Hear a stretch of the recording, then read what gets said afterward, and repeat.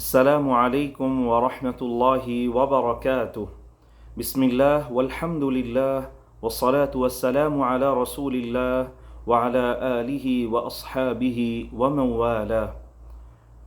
যে যেখান থেকে দেখছেন সকলকে জানাচ্ছি পবিত্র মদিনা মুনাওয়ারা থেকে আন্তরিক শুভেচ্ছা এবং মোবারকবাদ। আল্লাহ রাব্বুল আলামিন আমাদের সকলকে ভালো রাখুক, সুস্থ রাখুক এবং সকল প্রকার বিপদ আপদ বালা মুসিবত থেকে হেফাজত করুক। আজকের এই ভিডিওটি বিশেষ করে আমরা যারা এবছর 2026 সাল তথা 1447 হিজরিতে পবিত্র হজ আদায় করেছি অথবা ইতিপূর্বে আমরা যারা হজ আদায়ের সৌভাগ্য হয়েছে, বিশেষ করে ভিডিওটি তাদের জন্য এবং আমরা অন্যান্য যারা আছি আশা করি ইনশাআল্লাহ আমাদের সকলের জন্যই একটি পাথেয় হয়ে থাকবে। আল্লাহ রাব্বুল আলামিন আমাদের সকলকে তার প্রিয় হওয়ার জন্য নেক আমলের তৌফিক দান করুক, সকলে বলে আমিন। বিশেষ করে সম্মানিত আল্লাহর মেহমানগণ যারা এবছর 2026 সালে তথা 1447 হিজরিতে আল্লাহ রাব্বুল আলামিন যাদেরকে পবিত্র হজের মতো একটি ইসলামের পঞ্চস্তম্ভের মধ্যে একটি গুরুত্বপূর্ণ আমলের তৌফিক দান করেছেন, এটা আসলে রব্বুল আলামিনের পক্ষ থেকে অনেক বড় একটি নিয়ামত। অথবা যারা এর আগেও হজ করেছেন, এটা আসলে আমাদের সকলের জন্যই আল্লাহর পক্ষ থেকে অনেক বড় নিয়ামত। আমরা যদি চিন্তা করি যে দুনিয়াতে আল্লাহ রাব্বুল আলামিনের যত ইহসান আছে, বান্দার প্রতি তার দয়া আছে, বান্দার প্রতি তার বিশেষ মেহেরবানি রয়েছে, তার মধ্যে কিন্তু হজ আদায় করা এটা আল্লাহ রাব্বুল আলামিনের পক্ষ থেকে বান্দার জন্য অনেক বড় নিয়ামত। এর অন্যতম কারণ হচ্ছে যখন ইব্রাহিম আলাইহিস সালাম এই পবিত্র কাবা ঘর নির্মাণ করলেন, আল্লাহ রাব্বুল আলামিন তাকে বললেন ওয়াআযিন ফিন নাসি বিল হজ, হে ইব্রাহিম আপনি মানুষের মাঝে এখন হজের ঘোষণা দিন। অথচ আমরা সকলেই জানি সে সময় মক্কা তথা এই হিজাজ যে নগরী ছিল একদম জনমানবহীন, কোনো পশু পাখিও এখানে ছিল না। তখন ইব্রাহিম আলাইহিস সালাম প্রশ্ন করলেন, ইয়া রব কাইফা উনাদিন নাস, আমি কিভাবে মানুষকে ডাকবো, এখানে তো কেউই নেই। তখন আল্লাহ রাব্বুল আলামিন বললেন যে তোমার দায়িত্ব হচ্ছে ডাকা এবং এই আওয়াজকে পৃথিবীর আনাচে কানাচে পৌঁছে দেওয়ার দায়িত্ব আমি আল্লাহ রাব্বুল আলামিনের। সুবহানাল্লাহ। এমনকি তাফসীরের কিতাবে পাওয়া যায় সেই দিন যারা আলামুল আরওয়াহ রুহের জগতে ছিল, আল্লাহ রাব্বুল আলামিন তাদের মাঝেও এই আওয়াজকে তিনি পৌঁছে দিয়েছিলেন এবং আলামুল আরওয়াহ অর্থাৎ রুহের জগতে সেই দিন যারা এই আওয়াজ শুনে, ইব্রাহিম আলাইহিস সালামের ডাক শুনে যারা লাব্বাইক আল্লাহুম্মা লাব্বাইক বলে সাড়া দিয়েছিল, শুধুমাত্র তারাই কিয়ামত পর্যন্ত এই ঘরের জিয়ারা করতে পারবে। সুবহানাল্লাহি বিহামদি। অর্থাৎ আমরা যারা 2026 সাল অথবা এর আগে আল্লাহ রাব্বুল আলামিন আমাদের যাদেরকে হজ আদায়ের তৌফিক দান করেছেন, নিঃসন্দেহে আমরা আল্লাহ রাব্বুল আলামিনের বিশেষ প্রিয় বান্দা। সুবহানাল্লাহ। আমরা আল্লাহ রাব্বুল আলামিনের মানে একদম স্পেশাল বান্দাদের মধ্যে আমরা, এজন্য আল্লাহ রাব্বুল আলামিন আমাদেরকে তার ঘর জিয়ারতের তৌফিক দিয়েছেন। আজকের এই ভিডিওটি মূলত আমরা যারা হজ আদায় করে ইতোমধ্যে আমরা আমাদের যার যার অবস্থানে ফিরে গিয়েছি, এমনকি অনেকে এখনও মক্কা মদিনাতে অবস্থান করছেন, অল্প কিছুদিনের মধ্যেই তারা যার যার অবস্থানে ফিরে যাবেন। আসলে এই যে আল্লাহ রাব্বুল আলামিন আমাদেরকে এত বড় একটি দয়া করলেন, ইহসান করলেন, যেই আমলের মাধ্যমে হাদিসে এসেছে রাজাআ কায়াউমিন ওয়ালাদাতহু উম্মুহু, সদ্য ভূমিষ্ঠ নবজাতক সন্তানের মতো পরিণত হয়ে যায়। সুবহানাল্লাহ। অর্থাৎ তার আমল নামাটা সফহা বাইদা, একদম সাদা খাতা হয়ে যায়। সুবহানাল্লাহ। এত গুরুত্বপূর্ণ একটি ইবাদত যে আল্লাহ রাব্বুল আলামিন আমাদেরকে করার তৌফিক দান করলেন। এখন আমাদের করণীয় কি? মূলত আজকের ভিডিওর সংক্ষিপ্ত আলোচনাটা আমরা এই বিষয়ে তুলে ধরার চেষ্টা করব। এজন্য আমরা যদি সবার আগে খেয়াল করি যে আমরা যারা হজ আদায় করেছি, হজ আদায়ের পর আমাদের সর্বপ্রথম আমলটা কি, এটা যদি আমরা ইব্রাহিম আলাইহিস সালামের সরাসরি আমলটা আমরা খেয়াল করি, তাহলেই কিন্তু আমরা বুঝতে পারবো। কারণ হজের ম্যাক্সিমাম যেই অ্যাক্টিভিটিসগুলো আছে এগুলো কিন্তু ইব্রাহিম আলাইহিস সালামের যে আমলগুলো ছিল বা তার ইতিহাসকে স্মৃতিচারণ করা, তার আমলগুলোকে পুনরাবৃত্তি করা। সুবহানাল্লাহ। তো আমরা যদি পবিত্র কোরআনের সূরা বাকারার মধ্যে আমরা খেয়াল করি, আল্লাহ রাব্বুল আলামিন যে এখানে এই কাবা ঘর নির্মাণের ইতিহাসের আলোচনা করলেন, এখানে আল্লাহ রাব্বুল আলামিন উল্লেখ করলেন যখন ইব্রাহিম আলাইহিস সালাম তিনি এবং ওনার সন্তান ইসমাইল আলাইহিস সালামকে নিয়ে এই ঘর নির্মাণ করলেন, তখন তিনি বললেন ওয়াইদ ইয়ারফাউ ইব্রাহিমুল কওয়াইদ মিনাল বাইতি ওয়া ইসমাইল, অর্থাৎ হে নবী আপনি স্মরণ করুন যখন ইব্রাহিম আলাইহিস সালাম তার সন্তান ইসমাইল আলাইহিস সালামকে নিয়ে এই যে কাবা ঘরের ভিত্তি এটা তিনি নির্মাণ করলেন, এরপরে তিনি কি করলেন, এটা আমাদের জন্য অনেক বড় শিক্ষণীয় একটি বিষয়, বিশেষ করে আমরা যারা হজ এবং ওমরা আদায় করেছি। ইব্রাহিম আলাইহিস সালাম বললেন রব্বানা তাকাব্বাল মিন্না, হে আল্লাহ আপনি আমাদের পক্ষ থেকে এটা কবুল করে নিন। সুবহানাল্লাহি বিহামদি। আমরা যদি তাফসিরগুলো দেখি, তাফসিরে তাবারি এবং তাফসির ইবনে কাসির সহ অন্যান্য যে তাফসিরগুলো, মানে এই আয়াতে আমরা মানে বিশদ আলোচনা পাবো বিস্তারিত। এর মধ্যে আমি ইবনে কাসির থেকে সংক্ষিপ্ত একটু আলোচনা আমি এই আয়াতের প্রেক্ষাপটে আমি করতে চাই, যে তিনি বলছেন ফাহুয়া ফি আমালিন সালিহ, অর্থাৎ ওনারা দুজন ফাহুমা ফি আমালিন সালিহ, ইব্রাহিম আলাইহিস সালাম এবং ইসমাইল আলাইহিস সালাম তারা একটি নেক কাজের মধ্যে ছিলেন। ওয়াহুমা ইয়াসআলানিল্লাহ তাআলা আই ইয়াতাকাব্বালা মিনহুমা, এরপরেও তারা আল্লাহর কাছে চাচ্ছেন হে আল্লাহ আমাদের পক্ষ থেকে এটা কবুল করা হোক। সুবহানাল্লাহ। কামা রাওয়া ইবনু আবি হাতিম মিন হাদিথ মুহাম্মদ ইবনি ইয়াজিদ ইবনি খুনাইস আল মাক্কি, অর্থাৎ ইবনে আবি হাতিম তিনি বর্ণনা করেন আন ওয়াহাইব ইবনে আল ওয়ার্দ, ওয়াহাইব ইবনে ওয়ার্দ থেকে, যে আন্নাহু ক্বারাআ, তিনি এই আয়াতটি তেলাওয়াত করেছেন ওয়াইদ ইয়ারফাউ ইব্রাহিমুল কওয়াইদ মিনাল বাইতি ওয়া ইসমাঈল রব্বানা তাকাব্বাল মিন্না, এই আয়াতটা তিনি তেলাওয়াত করলেন, পাঠ করলেন। সুম্মা ইয়াবকি ওয়া ইয়াকুল, অতঃপর তিনি কান্না করে দিলেন এবং বললেন ইয়া খলিল আর রহমান, হে রহমানের খলিল, তারফাউ কওয়াইমা বাইতির রহমান, আপনি আল্লাহর ঘরের যে ভিত্তি এটা আপনি প্রতিষ্ঠা করলেন। ওয়া আনতা মুশফিক আল্লাহ ইয়াতাকাব্বাল মিনক, আর আপনি এই ভয়ে আছেন যে এটা আপনার পক্ষ থেকে কবুল করা হবে না। আল্লাহু আকবার, সুবহানাল্লাহ। এখান থেকে আমাদের জন্য অনেক বড় শিক্ষা যে ইব্রাহিম আলাইহিস সালাম ছিলেন আল্লাহ রাব্বুল আলামিনের খলিল, একমাত্র নবী যার উপাধি ছিল খলিল, অন্য কোনো নবীকে কিন্তু খলিল বলা হয় নাই।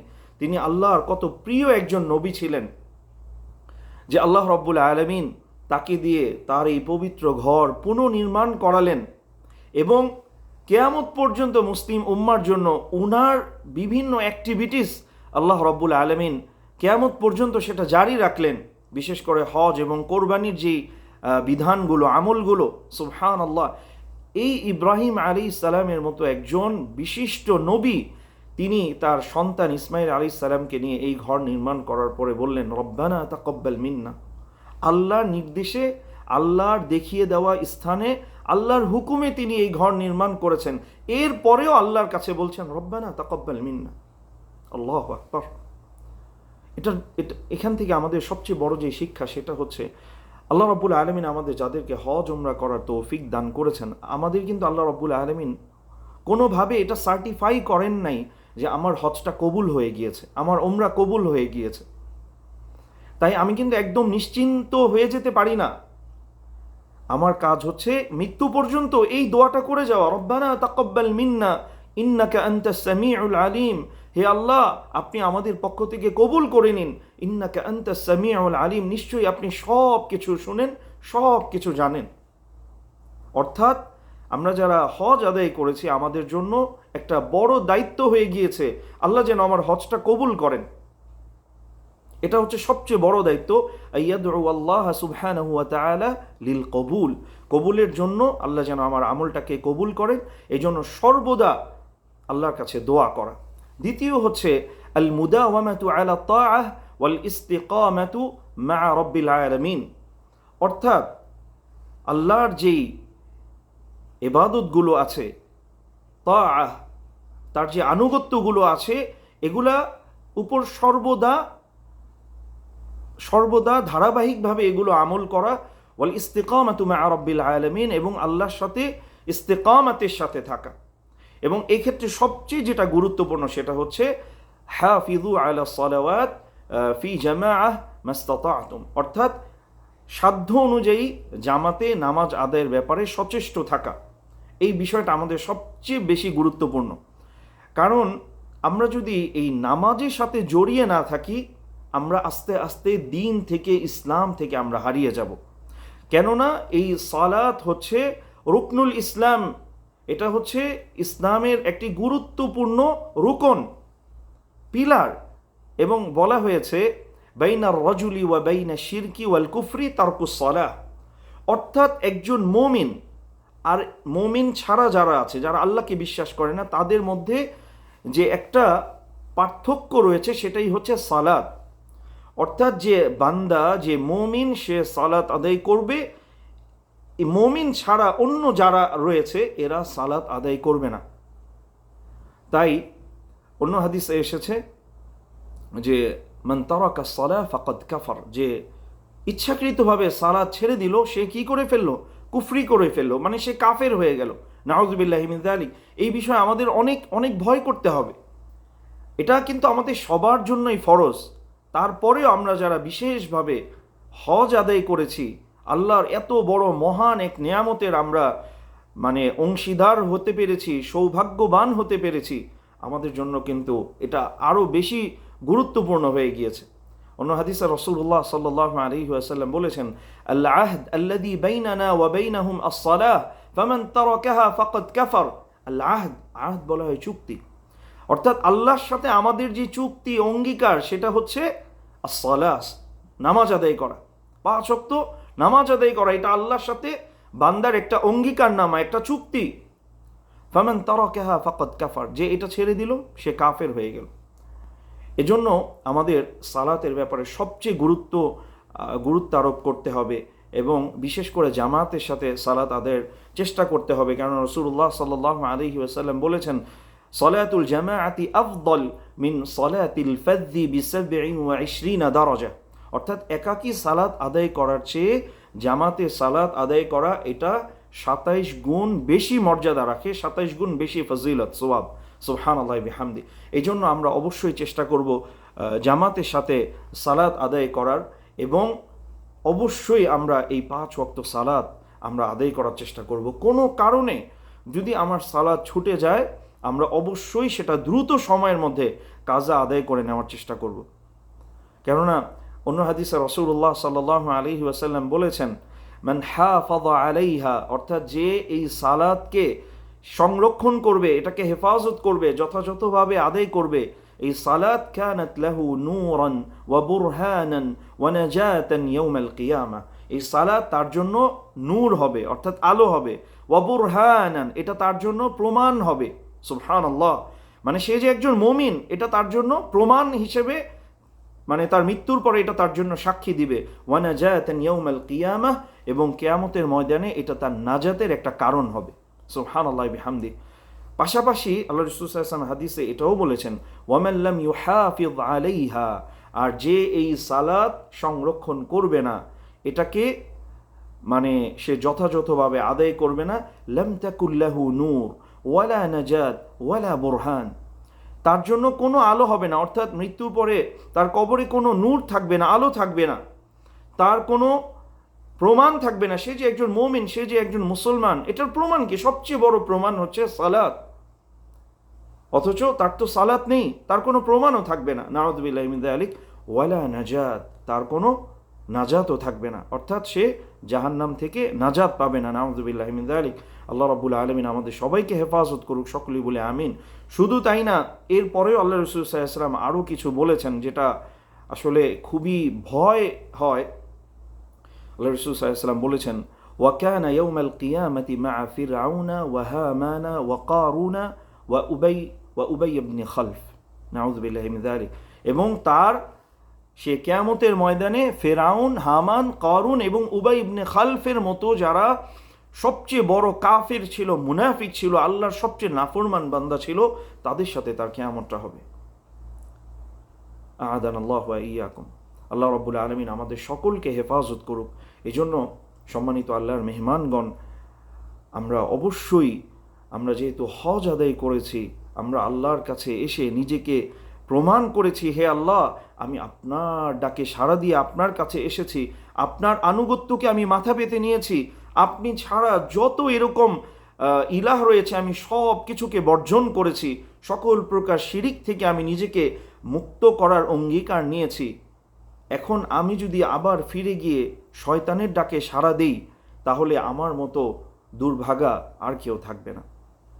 এজন্য আল্লাহর সাথে আমাদের যেই মানে কৃত ওয়াদা, কৃত অঙ্গীকারনামা, যেটা ইমানের মাধ্যমে আমরা অর্জন করেছি, বিশেষ করে পবিত্র হজ ওমরা আদায়ের মাধ্যমে আমরা অর্জন করেছি, এটা যেন ভেঙে না যায়, এটা যেন নষ্ট না হয়ে যায়, এই বিষয়ে অবশ্যই আমরা খেয়াল রাখার চেষ্টা করব। এবং সালাতের পরে আরেকটি গুরুত্বপূর্ণ ইবাদা হচ্ছে কোরআন তেলাওয়াত করা। আমরা জানি আফদালুল ইবাদাতি তিলাওয়াতুল কোরআন, অর্থাৎ ইবাদতের মধ্যে সর্বোত্তম এবং সর্বশ্রেষ্ঠ হচ্ছে কোরআনে কারীমের তেলাওয়াত করা। এই জন্য আমরা যদি নিয়ম করে প্রতিদিন অল্প করেও হলেও আমরা যদি পবিত্র কোরআনুল কারীম আমরা তেলাওয়াত করি, তাহলে এটাও কিন্তু আল মুদাওয়ামাতু আলা তাআহ, অর্থাৎ আল্লাহর যে আনুগত্য আছে এই ধারাবাহিকতাটা বজায় রাখতে আমাদের সহযোগিতা করবে। এবং আমরা জানি যে কোরআন তেলাওয়াতের মাধ্যমে আমাদের অন্তরে মানুষ গুনাহ করার মাধ্যমে তার অন্তরে এরকমভাবে কালো দাগ পড়ে, এরকম দাগ পড়তে পড়তে পড়তে পড়তে ঝং সৃষ্টি হয়ে যায় দিলের মধ্যে। এগুলো তো আসলে বাহ্যিক কোনো ডিটারজেন্ট অথবা অন্য কোনো পাউডার দিয়ে এগুলো পরিষ্কার করা যায় না। তো এটার পরিষ্কারের গুরুত্বপূর্ণ একটি ইবাদত হচ্ছে পবিত্র কোরআনে কারীমের তেলাওয়াত। এই জন্য বলা হয়েছে যাদের হৃদয়টা একদম কঠিন হয়ে গিয়েছে, যাদের অন্তরটা একদম পাথরের চেয়ে বেশি শক্ত হয়ে গিয়েছে, তাদের জন্য সবচেয়ে বড় যে জিনিসটা করা দরকার সেটা হচ্ছে কোরআনুল কারীম তেলাওয়াত করা। আল্লাহ রাব্বুল আলামিন আমাদেরকে তৌফিক দান করুক। আমরা যারা হজ ওমরা এসেছি, আমরা দেখেছি মক্কা মদিনাতে, মসজিদুল হারাম মক্কায় এবং মসজিদে নববী মদিনাতে মানে অসংখ্য মানুষকে কোরআনুল কারীম শেখানো হচ্ছে। তো আমরা এখনও যারা সহি শুদ্ধভাবে তার তিলের সাথে কোরআন শিখতে পারিনি, এই হজ করে ফেলেছি, আর কত দেরি করব? আর কবে আমি কোরআনটা শুদ্ধ করে শিখব? আল্লাহর কালামটা আমি এখনও শুদ্ধ করে যদি তেলাওয়াত করতে না পারি, মানে আমি আর কত দেরি করব? অনেক তো দেরি হয়ে গিয়েছে ইতোমধ্যে, এখন থেকে শুরু করে দিই। আমরা চাইলে এখন অনলাইনে অনেক এরকম টিউটোরিয়াল, অনেক ভিডিও আছে, আমরা এগুলো দেখেও শিখতে পারি। তবে সর্বোত্তম হচ্ছে কোনো একজন উস্তাদের কাছে, কোনো একজন আলেমের কাছে যারা কোরআন শিখায়, এরকম কারো কাছে গিয়ে আমরা এই কোরআনটাকে শুদ্ধভাবে তেলাওয়াতের চেষ্টা করব। আর যদি আমাদের এই সুযোগটা এখনও না থেকে থাকে, আমরা অনলাইন থেকে দেখে দেখে হলেও আমরা শুদ্ধভাবে কোরআন তেলাওয়াতের চেষ্টা করব। এবং প্রতিদিন অল্প করে হলেও আমরা কোরআনুল কারীম আমরা তেলাওয়াতের চেষ্টা করব। আল্লাহ রাব্বুল আলামিন তৌফিক দান করুক। এরপরে আরেকটি গুরুত্বপূর্ণ আমল যেটা আমাদের প্রতিদিন করা উচিত, সেটা হচ্ছে মুলাযামাতুল ইস্তিগফার, অর্থাৎ ইস্তিগফারকে আঁকড়ে ধরা, ইস্তিগফারের সাথে দৃঢ়তার সাথে থাকার চেষ্টা করা। কেননা আমরা জানি যে আল্লাহ রাব্বুল আলামিন পবিত্র কোরআনে কারীমের মধ্যে বলেছেন, ইয়া আইয়ুহাল্লাযীনা আমানু তুবু ইলাল্লাহি তাওবাতান নাসুহা, হে ঈমানদারেরা তোমরা খাঁটি দিলে আল্লাহর কাছে তওবা করো, ইস্তিগফার করো।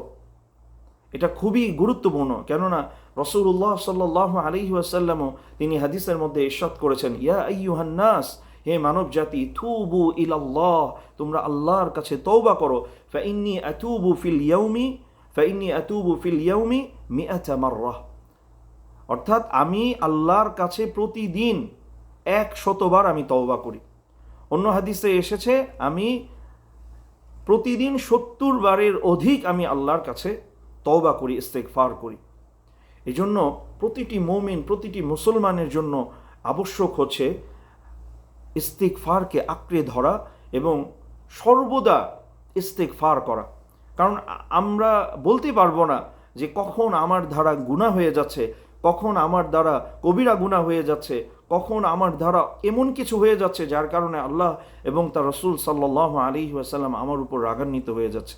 এজন্য আমরা যদি সর্বদা ইস্তিগফারের চেষ্টা করি, তাহলে যেটা লাভ হবে সেটা হচ্ছে আমার ইচ্ছাকৃত অনিচ্ছাকৃত যেই গুনাহগুলো আছে, আল্লাহ রাব্বুল আলামিন আমার সমস্ত গুনাহ খাতা কী করে দিবেন? মাফ করে দিবেন। সুবহানাল্লাহি বিহামদি। এই জন্য ইস্তিগফারের মধ্যে গুরুত্বপূর্ণ যে ইস্তিগফার সেটা হচ্ছে সাইয়্যিদুল ইস্তিগফার।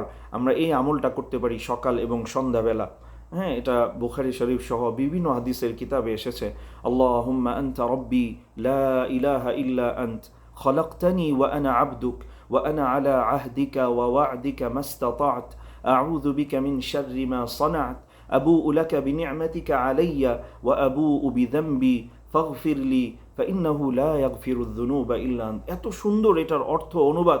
আমরা চাইলে সাইয়্যিদুল ইস্তিগফার লিখে সার্চ দিলেও আমরা এটা আরবি বাংলা সব পেয়ে যাব, এবং আমরা যদি অনুবাদটা সহ আমরা এটা পড়ি আরও আমাদের হৃদয়টা গলে যাবে। আল্লাহুম্মা আনতা রব্বি, হে আল্লাহ আপনিই তো আমার রব, আপনিই তো আমার প্রতিপালক। লা ইলাহা ইল্লা আন্ত, আপনি ছাড়া আমার আর কোনো ইলাহ নেই, কোনো মাবুদ নেই।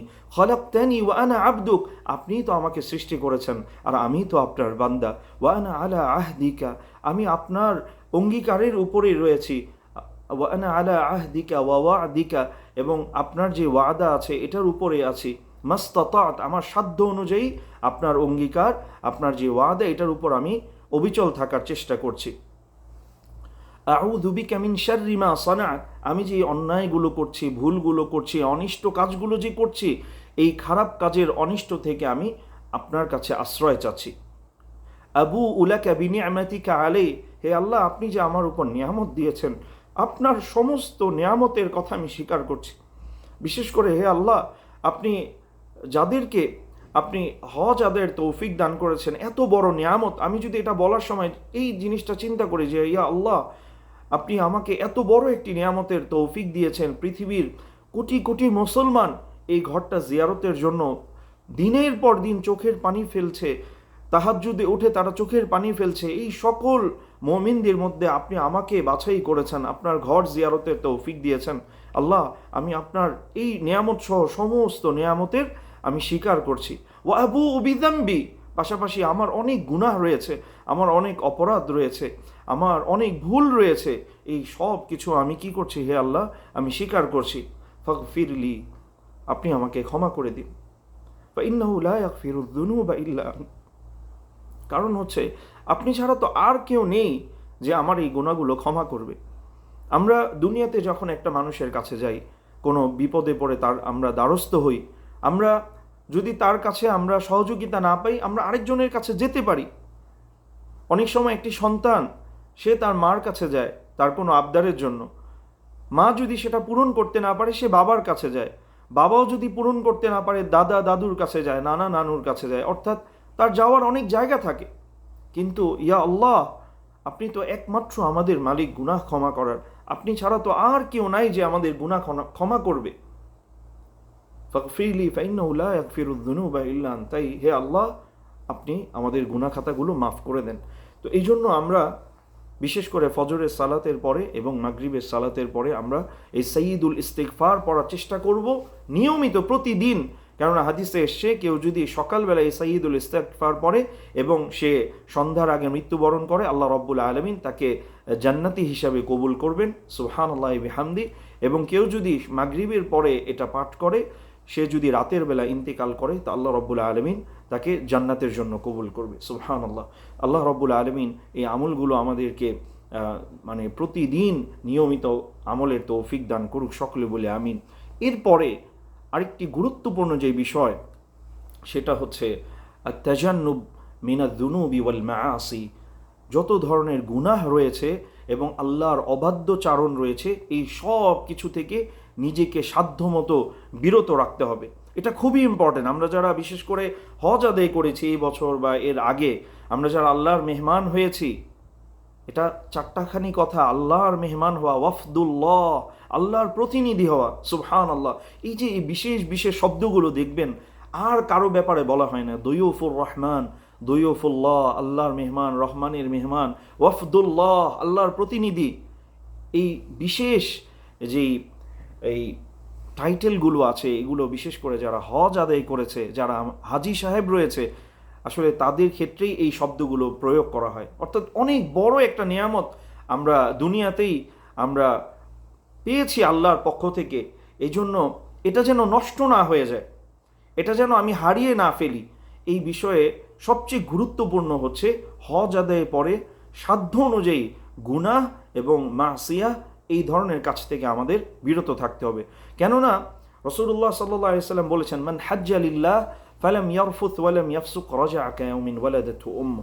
যে হজ আদায় করলো, ফালাম ইয়ারফুথ, সে কোনো অশ্লীল কথাবার্তা, অশ্লীল আচরণ করলো না, ওয়ালাম ইয়াফসুক, এরকম কোনোভাবে কোনো পাপাচার, কোনো গুনাহের কাজ করেনি, রাজা'a কায়াউমিন ওয়ালাদাতহু উম্মু, সে একদম সদ্য ভূমিষ্ঠ নবজাতক সন্তানের মতো হয়ে যাবে। তার মানে কি বোঝা গেল? অর্থাৎ কেউ হজ আদায় করলো কিন্তু সে গুনাহ করলো, সে রফাত করলো, সে ফুস্ক অর্থাৎ গুনাহের যে কাজগুলো রয়েছে, পাপাচার করলো, তাহলে তো সে হজ্জে মাবরুরের যেই মানে শর্ত, এটা তো সে পূরণ করলো না। এই জন্য এটা আমাদের খুব মানে সচেতনভাবে এই জিনিসটা বুঝতে হবে যে আন্না হাদা হুয়া জাযাউল হাজ্জিল মাবরুর, এটা হচ্ছে হাজ্জে মাবরুরের ফজিলত, অর্থাৎ মাকবুল হজের ফজিলত। ফামান হাজ্জা বিমালিন হারাম, যে হারাম মাল ধারা হজ আদায় করলো, আও কানা হাজ্জুহু গায়রা খালিসিন লিল্লাহি তাআলা, মানে সে হজ আদায় করেছে কিন্তু তার ইখলাস ছিল না, আল্লাহর জন্যই সে হজটা করে নাই। আই আও হাসালা মিনহু রাফাত আও ফুসুক, অথবা হজের মধ্যে তার দ্বারা গুনাহ, পাপাচার, অন্যায়, অশ্লীল কার্যক্রম হয়ে গিয়েছে, লাম ইয়াকুন হাজ্জুহু মাবরুরান, তার হজটা কিন্তু মাকবুল হজ হবে না, হজ্জে মাবরুর হবে না। আও লাম ইয়ারজি' কায়াউমি ওয়ালাদাতহু উম্মু, এবং সে ওই দিনের মতো ফিরে যাবে না যেই দিন সদ্য ভূমিষ্ঠ নবজাতক সন্তান দুনিয়াতে আগমন করে।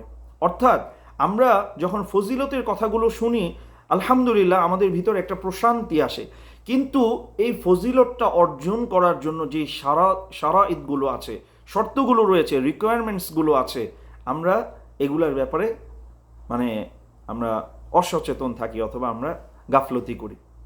আল্লাহ রাব্বুল আলামিন আমাদেরকে হেফাজত করুক। তাই আমরা সবাই জানি, আমি আমার নিজের অবস্থা অন্যের চেয়ে ভালো জানি। আল্লাহ না করুক যদি আমার হজটা হারাম টাকায় হয়ে থাকে, আল্লাহর কাছে ক্ষমা প্রার্থনা করি, আল্লাহর কাছে ক্ষমা চাই, তওবা করি, ইস্তেগফার করি, এবং সম্ভব হলে পুনরায় আবার হালাল টাকায় হজ করার চেষ্টা করি।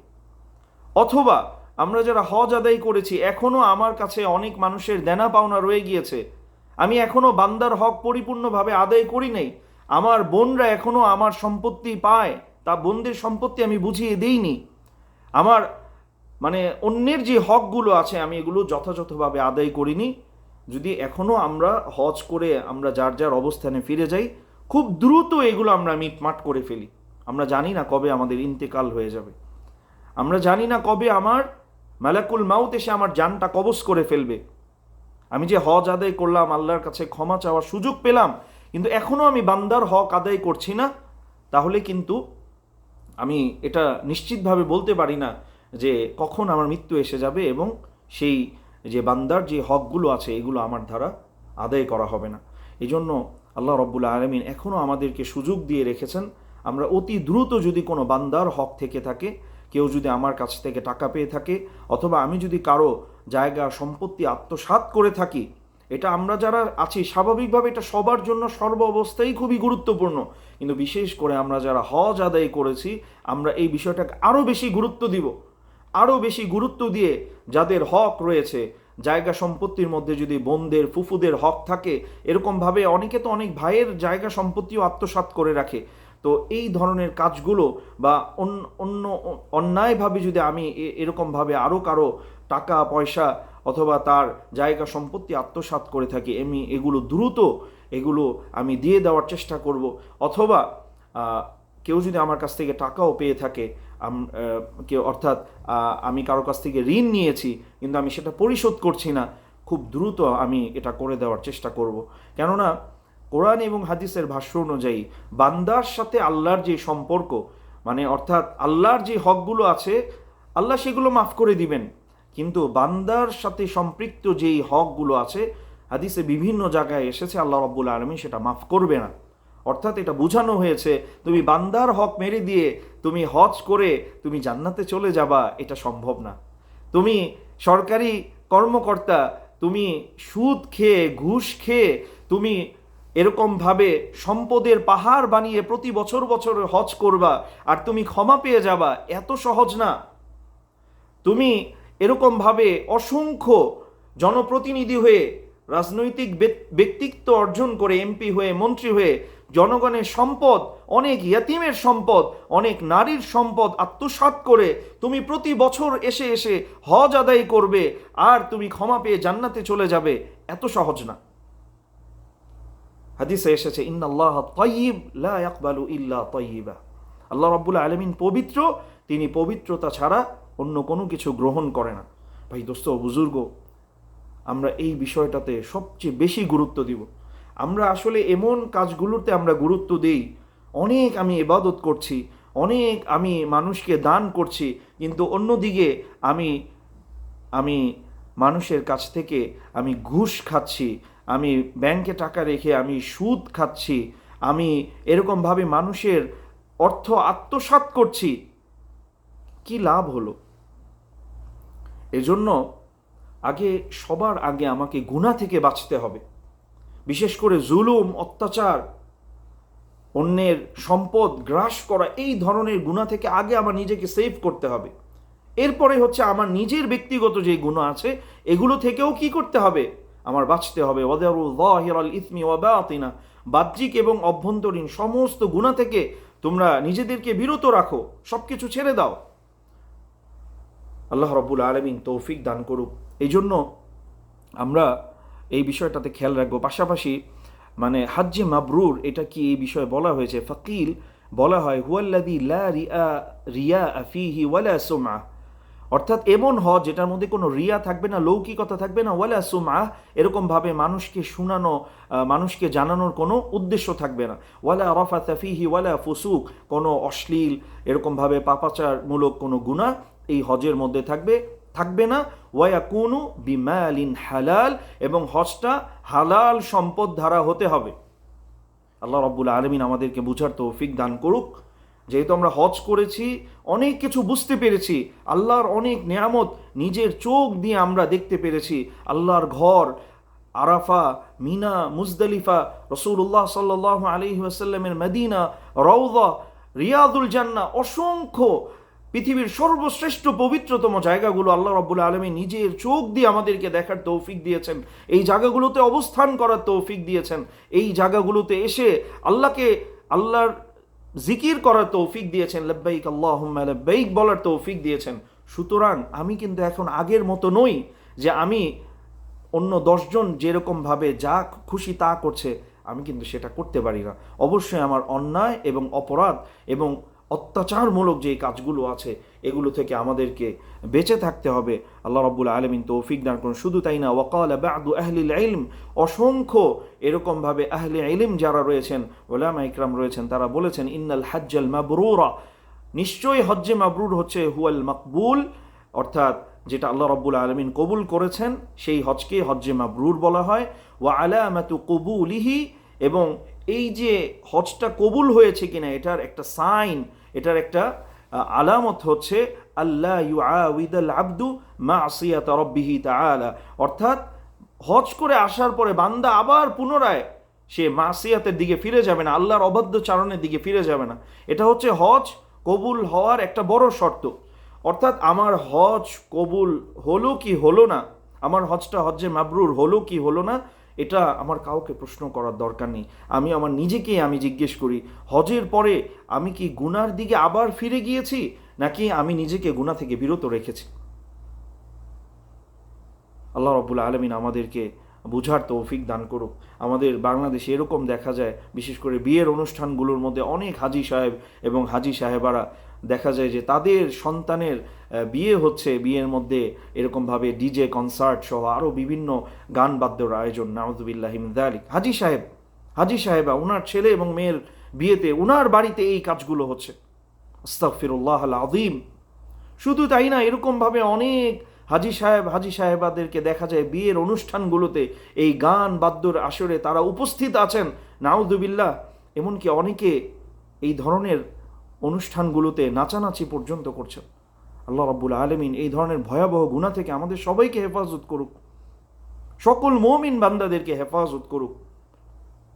হে আল্লাহর মেহমান, হে হাজি সাহেব এবং হাজি সাহেবা, আপনাকে আল্লাহ কত সম্মান দিয়েছেন, আপনাকে আল্লাহ রাব্বুল আলামিন কত ভালোবেসেছেন, আপনাকে ভালোবেসে পছন্দ করে বাছাই করে তার ঘরে নিয়ে এসেছেন। আপনাকে সাদা কাপড়ের ইহরাম পরিয়ে ওনার বাইতুল্লাহ তাওয়াফের সৌভাগ্য দিয়েছেন, যেই স্থানে হাজেরা আলাইহিস সালাম তিনি সাই করেছিলেন, সেই স্থানে আপনাকে সাই করার তৌফিক দিয়েছেন। আরাফা, মিনা, মুজদালিফার মতো পবিত্র জায়গায় আপনি থেকেছেন সারাক্ষণ লাব্বাইক আল্লাহুম্মা লাব্বাইক, O Allah I am present, O Allah I am present. আল্লাহর কাছে এইভাবে আপনি নতশির হয়েছেন। এখন আপনি আপনার নিজ বাসস্থানে ফিরে গিয়ে আপনি আল্লাহকে ভুলে গিয়ে, আল্লাহর যে বিধান সেটাকে ভুলে গিয়ে আপনি শয়তানের আনুগত্য করছেন। এজন্য আমাদের এই ধরনের অন্যায় অপরাধমূলক কাজ থেকে ফিরে আসতে হবে। আমি যদি আমার হজটাকে কবুল করাতে চাই, বা যেই হজটা কবুল হয়েছে সেটা আমি যদি ধরে রাখতে চাই, অবশ্যই আমাকে গুনাহের কাছ থেকে বিরত থাকতে হবে, অন্যায় অপরাধ অশালীন কাজ থেকে বিরত থাকতে হবে। আল্লাহ রাব্বুল আলামিন তৌফিক দান করুক। এবং এখানে একটা শিক্ষণীয় বিষয় হচ্ছে, আল্লাহ কোরআনে কারিমের মধ্যে বলছেন, ওয়াল্লাযীনা ইউতুনা মা আতাউ ওয়া কুলুবুহুম ওয়াজিলাতুন আন্নাহুম ইলা রাব্বিহিম রাজিউন। অর্থাৎ আল্লাহ রাব্বুল কিছু এক শ্রেণীর মানুষ আছে যাদেরকে আল্লাহ রাব্বুল আলামিন সম্পদ দিয়েছেন, তারা সেখান থেকে ব্যয় করে, ব্যয় করার পরে ওয়াজিলাতুন কুলুবুহুম, তাদের অন্তরটা মানে ভীত সন্ত্রস্ত থাকে, এটা কবুল হলো কি হলো না।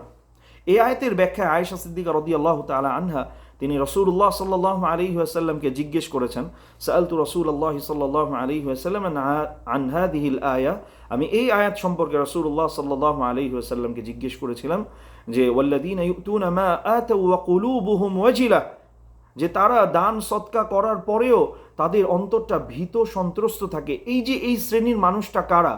আয়েশা সিদ্দিকা রাদিয়াল্লাহু তাআলা আনহা তিনি জিজ্ঞেস করছেন, আহুমুল্লাযীনা ইয়াশরাবুনাল খামরা ওয়া ইয়াসরিকুন, তারা কি সেই সকল লোক যারা মদ পান করে অথবা চুরি করে এরপরেও দান করে এবং তারা ভয় করে যে আমার দান কবুল হলো কিনা? আমরা একটু খেয়াল করে শুনি। কিন্তু রাসূলুল্লাহ সাল্লাল্লাহু আলাইহি সাল্লাম বললেন, ক্বালা লা ইয়া বিনতাস সিদ্দিক, হে আবু বকর সিদ্দিকের মেয়ে, তুমি যেটা ভাবছো সেটা না, বরং ওয়ালাকিন্নাহুম আল্লাযীনা ইয়াসুমুন ওয়া ইউসাল্লুন ওয়া ইয়াতাসাদ্দাকুন, তারা হচ্ছে সেই শ্রেণীর লোক যারা সালাত আদায় করে, এরকমভাবে সিয়াম আদায় করে, এরকমভাবে দান সদকা করে, ওয়াহুম ইয়াখাফুনা আল্লা ইউকবালা মিনহুম উলাইকা আল্লাযীনা ইউসারিউনা ফিল খায়রাত, এরপরেও তারা ভয় করে যে না জানি আমার আমলটা কবুল হলো কিনা। অথচ আমাদের মধ্যে অনেকেই এরকম আছে, হজ করার পরে সে এরকম তার অ্যাক্টিভিটিস হয়ে যায়, মনে হয় সে তো অনেক বড় একটা কিছু করে ফেলেছে, এখন তার নামাজেরও দরকার নাই, আমলেরও দরকার নাই, দাড়ি রাখারও দরকার নাই, পর্দা করারও দরকার নাই। মানে সে হজ করে মানে অনেক বড় যে তার একটা দায় ছিল, অনেক বড় একটা তার বোঝা ছিল, এটা সে মানে শেষ করে ফেলেছে। এখন সে দিব্যি আরামে নিজের ইচ্ছা মতো জীবন সে লিড করছে। নাউযুবিল্লাহি মিন যালিক। আল্লাহ রাব্বুল আলামিন এই সমস্ত মানে যে ভুল কাজগুলো আছে এখান থেকে আল্লাহ রাব্বুল আলামিন আমাদেরকে হেফাজত করুক এবং সর্বদা আমাদেরকে যে নেক আমলগুলো আছে এগুলো করার তৌফিক দান করুক। এবং এই যে আমরা কথাগুলো শুনলাম, এই অর্থাৎ আমলের উপর প্রতিষ্ঠিত থাকা এবং গুনাহ থেকে বিরত থাকা, যদিও এটা দুই শব্দে বলা যায়, কিন্তু এই কাজটা কিন্তু এত সহজ না। এই জন্য আমাদের অনেক প্র্যাকটিসের প্রয়োজন রয়েছে এবং অনেক বিষয় আমাদের ফলো করতে হবে। তার মধ্যে অন্যতম হচ্ছে, এটাও যদি আমরা কোরআন থেকে শিক্ষা নিই, হে আল্লাহ, আমি আমলের উপর প্রতিষ্ঠিত থাকতে চাই এবং গুনাহ থেকে বিরত থাকতে চাই, আমার কি করতে হবে? আমরা কিন্তু এই লেসনটা আমরা কোরআন থেকে নিতে পারি। আল্লাহ কোরআনে বলছেন, ইয়া আইয়ুহাল্লাযীনা আমানুত্তাকুল্লাহ, হে ঈমানদারেরা তোমরা আল্লাহকে ভয় করো। আমরা জানি তাকওয়ার একটা অর্থ হচ্ছে আল্লাহকে ভয় করা, আরেকটা অর্থ হচ্ছে আল ইজতিনাব আনিল মাআসি, গুনাহ থেকে বিরত থাকা। এবং আমরা যদি আরেকটু বিস্তারিতভাবে বলি, তাকওয়ার প্রপার মিনিং হচ্ছে ইমতিসালু আওয়ামিরিল্লাহ ওয়াজতিনাবু নাওয়াহি, আল্লাহর সমস্ত হুকুম এটা বাস্তবায়ন করা এবং আল্লাহর সমস্ত নিষিদ্ধ হারাম থেকে নিজেকে বিরত থাকা। তো আল্লাহ বলছেন, ইয়া আইয়ুহাল্লাযীনা আমানুত্তাকুল্লাহ, হে ঈমানদারেরা তোমরা তাকওয়া অবলম্বন করো, অর্থাৎ আমার সকল হুকুম মেনে নাও, সকল নিষিদ্ধ বিষয় থেকে বিরত থাকো। ওয়া কুনু মা'আস সাদিকিন, এবং যারা সাদিকিন সত্যবাদী যারা রয়েছে তাদের সাথী হও। তাই গুরুত্বপূর্ণ একটি বিষয় হচ্ছে আল মুসাবাহাতু মা'আল উলামা, অর্থাৎ ওলামা ইকরামের সাথে একটা সুসম্পর্ক স্থাপন করা। আমরা আসলে ওলামা ইকরামের সাথে সুসম্পর্ক কথা আসলেই মনে করি তাদেরকে দাওয়াত দিতে হবে, তাদেরকে বাসায় নিয়ে এসে খাওয়াতে হবে, হাদিয়া দিতে হবে, বাস এতটুকুই। অথচ আলেম ওলামাদের কাছ থেকে আমাদের সবচেয়ে যেটা বেশি ইম্পর্টেন্ট ছিল সেটা হচ্ছে তাদের কাছ থেকে প্রয়োজনীয় মাসলা মাসাইল শিখা, নাসিহা তাদের কাছ থেকে নেওয়া, সেই নাসিহার উপর নিজে এবং নিজের পরিবারকে প্রতিষ্ঠিত করা। এটাই ছিল কিন্তু মূলত আলেম ওলামাদের সাথে আমাদের মানে সবচেয়ে প্রধান যে সম্পর্কটা হওয়ার কথা ছিল। কিন্তু আজকে এমন হয়ে গিয়েছে যে আমরা 3 দিনা, 40 মৃত্যুবার্ষিকী, তারপরে জন্মদিন, মানে অর্থাৎ যেই জিনিসগুলো ইসলামী শরিয়াতে একদমই নিষেধ, মানে এগুলোর কোনো ভিত্তি নাই, 3 দিনা, 40 মৃত্যুবার্ষিকী, জন্মদিন পালন করা, নাউযুবিল্লাহি মিন যালিক, এরকমভাবে আরও অনেক অনেক জিনিস আমাদের দেশে মানে নিত্য নতুনভাবে আরও মানে তৈরি হচ্ছে। অনেক সময় দেখা যায় অনেকে যখন সে গর্ভাবস্থায় থাকে এই সময় অমুক অমুক দিনে তারা বিভিন্ন অ্যাক্টিভিটিস করছে, নাউযুবিল্লাহি মিন যালিক। তো এই সমস্ত কাজগুলোই এমনি ইসলাম শরিয়া সমর্থিত না, বেদাত, নিষিদ্ধ কাজ। আবার এই কাজগুলোতে আমরা আলেম ওলামাদেরকে নিয়ে আসছি, মসজিদের ইমাম সাহেব, মুয়াজ্জিন সাহেবদেরকে নিয়ে আসছি, তাদেরকে দিয়ে আমি দোয়া পড়াচ্ছি, আবার হাদিয়া দিচ্ছি, আবার কি করছি, এই সমস্ত অনুষ্ঠানে পুরুষ মহিলা সবাই একসাথে, নাউযুবিল্লাহি মিন যালিক। আমাদের বাংলাদেশের একটা ভয়াবহ চিত্র, এই যে মৃত্যুবার্ষিকী 3 দিনা 40 মধ্যে মহিলারা আসে, মাশাআল্লাহ, মানে কোনো পর্দার কোনো মানে বালাই নাই। ইসলামী শরীয়তের যে এটা মান্য করাটা যে প্রয়োজন এই বিষয়ে কোনো ভ্রুক্ষেপ নেই। পুরুষ মহিলা একসাথে, অর্থাৎ একটি নিষিদ্ধ কাজ, বেদাত কাজের মধ্যে আরও হারাম মিক্সড করে আমরা এই সমস্ত কাজগুলো করছি, নাউযুবিল্লাহি মিন যালিক। এর দ্বারা মৃত ব্যক্তির কবরে তো সওয়াব যাচ্ছেই না, বরঞ্চ আল্লাহ না করুক, হয়তো সেই সমস্ত কাজের দ্বারা আরও গুনাহের ভাগিদার হচ্ছে। এই জন্য 3 দিনা, 40 মৃত্যুবার্ষিকী, জন্মদিন পালন, এই ইহুদি খ্রিস্টানদের যত কালচার আছে এই সব কিছু থেকে আমাদের বিরত থাকতে হবে, এবং যেটা কোরআন সুন্নাহ অনুযায়ী যেই আমল সেভাবে আমাদের পরিচালিত করতে হবে, নিজেকে হতে হবে, সমাজকে সেভাবে পরিচালিত করতে হবে। আমরা আলেম ওলামাদের কাছে যাব দিন শিখার জন্য, মাসলা মাসাইল শিখার জন্য, অর্থাৎ মাসলা মাসাইল শিখে, দিন শিখে, কোরআন শিখে, হাদিস শিখে আমরা তাদের কাছ থেকে উপকৃত হব, এবং আমরা আমাদের সাধ্য অনুযায়ী তাদেরকে আমরা হাদিয়া তোহফা দিব। এটা হচ্ছে হাদিয়া দেওয়া সুন্নাহ, আমরা দিতেই পারি। একজন আলেমকে ভালোবেসে আমি হাদিয়া দিতেই পারি, এবং আরও দিব, হাদিয়া দিব, একজন ভালো মানুষকেই তো দিব, একজন নেককার মানুষকেই দিব। তো আমরা সেটা করব, কিন্তু এর অর্থ এই না যে আলেম ওলামাদের সাথে আমার সম্পর্কটা হবে শুধু হাদিয়ার সম্পর্ক, না, বরং আলেম ওলামার সাথে আমার সম্পর্ক হতে হবে দিন শিখার সম্পর্ক। আল্লাহ রাব্বুল আলামিন আমাদেরকে বুঝার তৌফিক দান করুন। কেন আল্লাহ রাব্বুল আলামিন আলেমদের মর্যাদাকে অনেক তিনি উঁচু করেছেন। কোরআনে বলেছেন, ইয়ারফাইল্লাহুল্লাযীনা আমানু মিনকুম ওয়াল্লাযীনা উতুল ইলমা দারাজাত।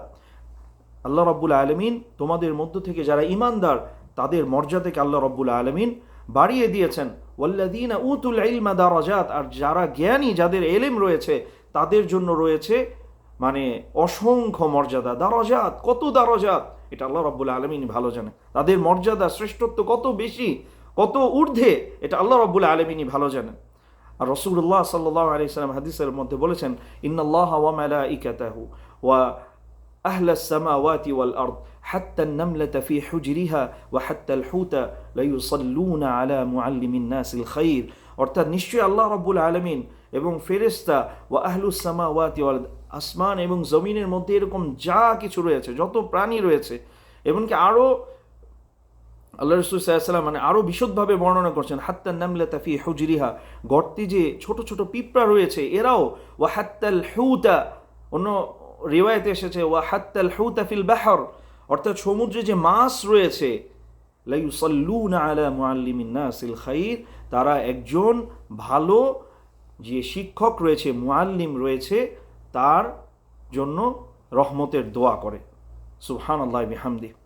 সুতরাং আল্লাহ রাব্বুল আলামিন ফেরেশতা ইকরাম, ফেরেশতা এবং দুনিয়াতে যা কিছু রয়েছে, যত গাছগাছালি, এরকমভাবে পাখি প্রাণী যা কিছু রয়েছে, সবাই একজন নেককার এবং যে মানুষকে কোরআন এবং হাদিসের মতো ভালো জিনিসে শিক্ষা দেয়, এরকম মুআল্লিম আল খায়র, এর জন্য দোয়া করে। সুতরাং আলিম ওলামারা হচ্ছে আমাদের জন্য রহমত স্বরূপ। আমরা তাদের কাছে যাব, তাদের নসিহা আমরা গ্রহণ করব, তাদের যেই মানে আমরা কিভাবে কোরআন এবং সুন্নাহর উপর চলতে পারি এই বিষয়ে যে তাদের যে নির্দেশনাগুলো আছে আমরা এগুলো মানার চেষ্টা করব। বিশেষ করে প্রতি সপ্তাহে জুমার দিনগুলো আমরা গুরুত্ব দেওয়ার চেষ্টা করব। আমরা অনেকেই আছি একদম শেষ সময় গিয়ে শুধু জুমার ফরজটা পড়ে চলে আসি, এটা আসলে উচিত না। বরং আমরা চেষ্টা করব যে আমরা জুমা একটু আগে গিয়ে আমরা বয়ানটা শোনার চেষ্টা করব। আমাদের আশেপাশে যারা হাক্কানি উলামা ইকরাম রয়েছেন আমরা তাদের কাছে যাব, আমরা তাদের কাছ থেকে নসিহা শিখব, আমরা দিন শেখার চেষ্টা করব। আর একটা জিনিস মনে রাখবো যে এটা আমি একা করলে হবে না, আমার পরিবার নিয়ে করতে হবে। আমার সন্তান, আমার পরিবার, আমার স্ত্রী, আমার মেয়ে এরাও যেন দিনের উপর প্রতিষ্ঠিত হতে পারে এই বিষয়ে আমার ফিকির করতে হবে। এই জন্য বিশেষ করে মহিলারা যারা আছেন আপনারাও আপনাদের আশেপাশে এরকম অনেক তালিমের ব্যবস্থা আছে, এরকম অনেক জায়গায় দিনই আলোচনা হয়, এগুলো আপনাকে আমাকেই খুঁজে বের করতে হবে। আমরা যেভাবে একটা পোশাক ড্রেস কেনার জন্য আমরা কোথায় ভালো পাবো আমরা এটা অনেক খুঁজে যাচাই বাছাই করে অনেক দূরে গিয়ে আমরা সেটা পারচেস করি, ঠিক এরকমভাবে আমার দিনটার জন্য আমার এরকম মেহনত করতে হবে। কোথায় তালিম হচ্ছে, কোথায় দিনই আলোচনা হচ্ছে, কোথায় গেলে আমি একজন নারী আমি দিনটা আমি শিখতে পারবো এবং দিনের উপর চলতে পারবো। এমনকি এই সমস্ত দিনদার যারা রয়েছেন, মহিলাদের মধ্যে যারা দিনদার রয়েছেন তাদের সাথে আমার উঠা বসা করতে হবে। আল্লাহ রাব্বুল আলামিন আমাদেরকে তৌফিক দান করুক। এবং বিশেষ করে সংক্ষিপ্তভাবে যদি বলি যে 1 নম্বর হচ্ছে আল্লাহ যেন আমার হজটা কবুল করে, এই জন্য সবসময় দোয়া করা। এবং সালফে সালিহিনরা দোয়া করতেন আল্লাহুম্মা জাআলনা মিনাল মাকবুলিন, এই দোয়াটা আমরা করতে পারি আল্লাহুম্মা জাআলনা মিনাল মাকবুলিন। হে আল্লাহ, আপনি যাদেরকে কবুল করেছেন তাদের মধ্য থেকে আমাকে কবুল করে নিন, মানে তাদের মধ্যে আমাকে শামিল করে নিন। পাশাপাশি কোরআনের যে দোয়াটা রব্বানা তাকাব্বাল মিন্না ইন্নাকা আনতাস সামিউল আলিম, এই দোয়াটা বেশি বেশি পড়তে পারি। দ্বিতীয় হচ্ছে যে আল মুদাওয়ামাতু আলা তাআহ, আল্লাহর যে আনুগত্য রয়েছে এটার উপর অর্থাৎ প্রতিষ্ঠিত থাকার চেষ্টা করা। এই জন্য বিশেষভাবে আমরা কয়েকটা আমল করার চেষ্টা করব। 1 নম্বর হচ্ছে 5 ওয়াক্ত সালাত অবশ্যই যেভাবেই হোক আমি আদায় করার চেষ্টা করব। ছুটে যদি কোনো কারণে অনিচ্ছাকৃতভাবে যদি ছুটে যায় তাহলে অবশ্যই আমি খুব দ্রুত সময়ের মধ্যে কাজা আদায় করে নিব। এরপরে হচ্ছে কোরআন তেলাওয়াত করা, আরেকটি হচ্ছে ইস্তিগফার। সালাত, কোরআন তেলাওয়াত এবং ইস্তিগফার, এই দৈনিক আমল, এই 3টা বিষয়ে আমরা যদি সচেতন থাকি আশা করা যায় যে আল্লাহ রাব্বুল আলামিন এই 3টি আমলের উসিলায় আমাদের অন্যান্য অসংখ্য আমলের সুযোগ করে দিবেন এবং গুনাহের কাছ থেকে বিরত থাকার তৌফিক দান করবেন। আর আরেকটি বিষয় হচ্ছে যে গুনাহ থেকে আমাদের বিরত থাকতে হবে।